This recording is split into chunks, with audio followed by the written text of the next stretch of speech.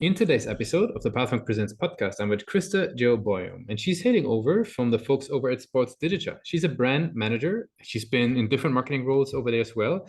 And essentially, SportsDigita has revolutionized the way that the biggest brands in sports sell, leveraging their cloud-based presentation platform, Digitec, in order to, basically drive growth and interest. So today we want to really deep dive into what SportsDigita is all about, and learn from Krista about how she's thinking about growth for the company. So welcome to the show.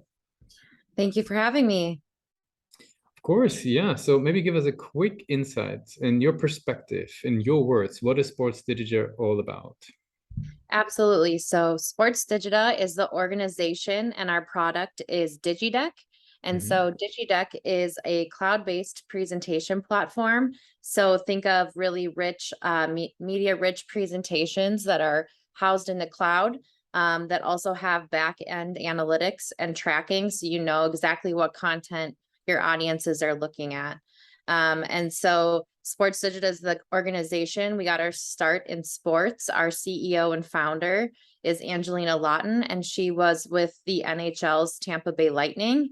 And when she was there, she witnessed really these underwhelming presentations that were all around in sports when they were pitching these 6 and 7 figure deals. And she knew there had to be a better way to tell franchises' stories. And so after her time with the Lightning, she went out and actually started her own organization, which we now know as SportsDigita today. And that evolved into our product, which is DigiDeck. And we've actually now branched out into the non-sports side as well. And so we're working with a lot of organizations like Visa, MetLife, as well to power presentations for them. So a little bit about SportsDigita. Very cool. Maybe tell me a little bit about the presentations. Maybe it's like hard to sort of say in words because you have to see it, but what makes the experience? Is it very sort of, yeah, maybe I don't want to say something wrong. Maybe you tell us how are they? Yeah. What makes them special?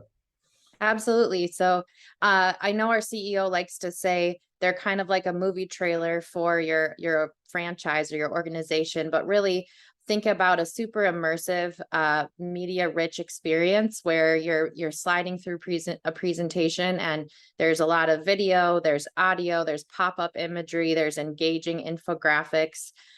So it's not just your boring, stagnant experience, it's much more elevated. And like I said, because it's all in the cloud, there's no file size limitations. Or if you're trying to share your presentation with prospects, you don't have to worry about, attaching it in an email or anything like that. It's essentially like little microsites each time you build your presentation. So that makes it the access to it and the availability really nice.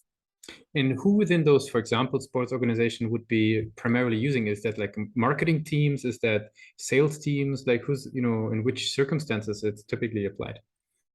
Yeah, so on the sports side, typically sponsorship and ticketing leaders are the most interested in DigiDeck, but obviously marketing as well. But sponsorship and ticketing leaders really use DigiDeck to drive revenue and really make it more efficient for their reps to build presentations quickly.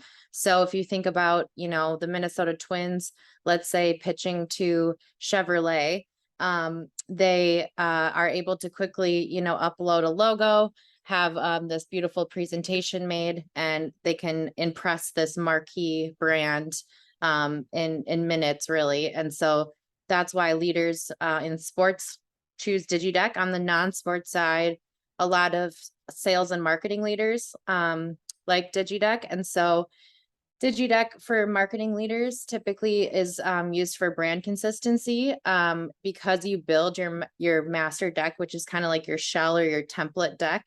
With our team, you can make sure that your entire presentation is brand consistent and goes and adheres to your brand guidelines. The sales leaders obviously use DigiDeck for, the efficiency of everything, saving tons of time in their day. But then also, like I said, being able to share it in minutes and efficiently reach large audiences with ease. Makes a lot of sense. Now, how do these individuals that are leveraging the presentations, how do they learn about sports digital? Like, do they see it, when they get pitched to, for example, right, by other franchises? Like, what's typically Yeah. the touch point or the journey? It's funny you bring that up because one of the biggest reasons we kind of have branched out into non-sports or enterprise is because of exactly what you brought up is those brands are the audience members in the room when these sports teams are pitching big deals and they're like, what is that amazing presentation you have? I want that for myself. So that's actually kind of how we got started in outside of sports, but now we're actually putting, dedicated effort to that as well, growing that side of the business. But I would say, word of mouth and referral is huge for us because we have tons of happy partners that are really big brands, kind of the most iconic brands in sports.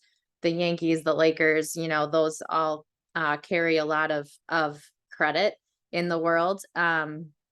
So happy customers. And then also, obviously, in marketing, I'm the brand manager. So I have to give some accolades to our marketing team. We do obviously have a lot of effort put into paid and organic search and everything like that as well. So people could also happen upon us through ads or just simply searching things that make sense for our company to pop up. Hmm.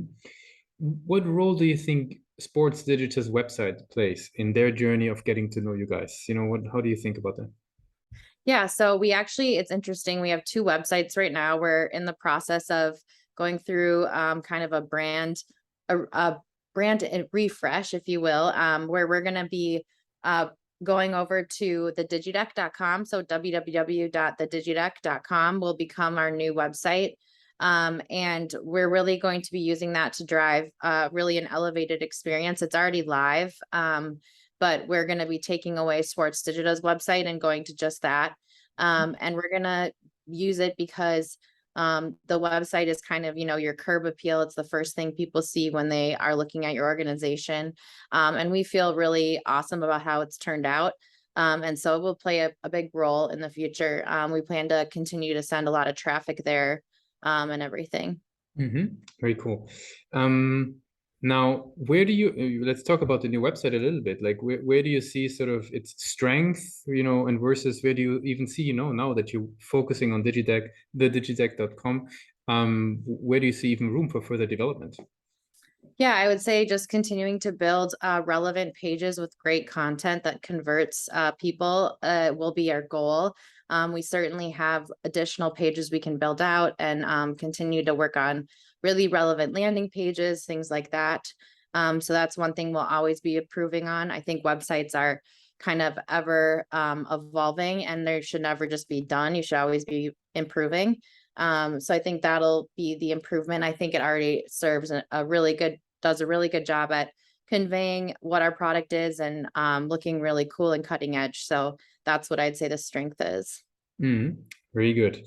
Now, you as a marketer, right? You've been in interesting roles, even within Sports Digital, but even prior. Like, what have you learned in general when it comes to a website that actually has the ability to drive people to sign up, to convert, to get a demo? Is there any tools, resources, knowledge that you've picked up over the years that you found very helpful? I would say that thinking about the way people engage with your website and having a way for them to kind of contact you directly in the moments that matter. So we have found that AI chatbots, things like Drift or other apps like that can help bring in new business.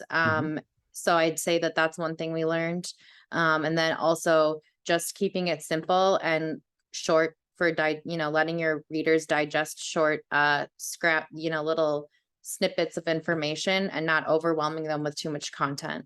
Very cool. I would love to switch gears a little bit, right? We talked about how you about the company, we talked about growth, we talked about the digideck.com, the page, the new one. I have a couple of questions to learn a little bit more about you and your journey as a marketer, right? So the first thing that I would be doing, like to know is, what are all the different, campaigns and things that a marketer at Sports Digital is, busy with? Like, what is it that you guys are working on a daily basis? What types of campaigns? Just to, for other marketers to get a feel, what the daily business of a marketer like yours looks like. Yeah, so it kind of depends on what area of marketing your focus is. For me, I'm the brand manager. So as far as what I would kind of be working on day to day, it would be things like the strategy for our social media channels, content for our emails, as well as kind of the strategy behind that, editorial calendars, all of those sort of things. And I would say the other areas of focus in marketing are, demand gen, where we have individuals that focus on our paid media, and kind of all of that. And then we also have, copywriters, people that really are strictly content, and then product marketing as well. So lots of different areas that, if you get, if you're in marketing at SportsDigita, you can kind of get involved in. And the cool thing is, because we're growing quickly, you can really wear a lot of hats. I mean, even though my title is brand manager, I kind of do every different part of marketing at some, point throughout the year. So it's, a great opportunity there as well. Very cool. Now, I got some rapid fire questions before we wrap it up for today. Are you ready for those? Sounds good. What is the last book you read or the last podcast you listened to? I will go for podcast I listen to. I will say Life in the Front Office, and that is a sports business podcast that we actually have partnered with the folks there at. And our last episode we did was with the NHL, who is one of our partners. We had someone on from the NHL, and we talked about kind of what's to come this upcoming season, and what strategies and things people need to be paying attention and other teams need to be paying attention to this upcoming season. What's one single thing that your company is focused on the most at the moment? Driving revenue, helping our partners drive revenue.